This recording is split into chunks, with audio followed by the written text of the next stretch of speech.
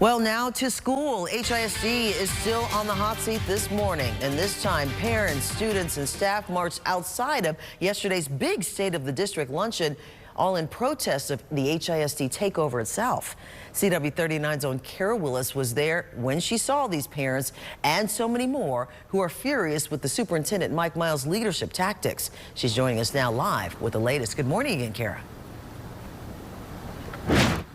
Good morning again, Sharon. I'm here outside of Wisdom High School, just one HISD campus, but there were many HISD students, staff, and parents from several campuses within HISD that showed up to that protest yesterday outside of the State of the District luncheon at the Marriott Marquis downtown. And despite the rainy weather conditions, they were there to voice their concerns. Now, if you take a look at your screen, you can actually see and hear everyone marching yesterday during the protest. They were there to speak on different issues concerning the HISD takeover, but one thing that they had in common was that they all felt that Superintendent Mike Miles should be fired. The protest was arranged by Community Voices for Public Education, also known as CVPE, and other advocates after the organization says that results of an internal survey saying that an alarming number of parents were opposed to Miles' NES model were leaked. I spoke to many parents yesterday, and one in particular mentioned to me that she's a firm believer in public school education. Her coming from HISD herself, she doesn't want to remove her child from his HISD campus, but she's hopeful that with this fight that their voices will soon be heard.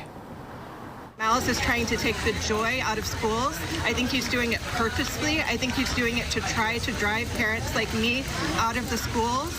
I know that he's taken away art classes in some schools. I know that he's taken away libraries and field trips, and all of these things are part of what makes our children learn to love learning. And she also mentioned that she won't stop fighting until she sees more transparency from the district. Other parents and staff that were in attendance with concerns about the NES model. They also had concerns about teacher and principal jobs possibly being in jeopardy and librarians being removed from the district.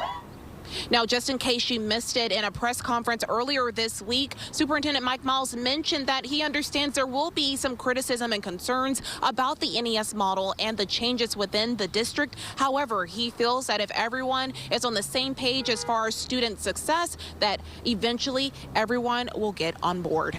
Over to you.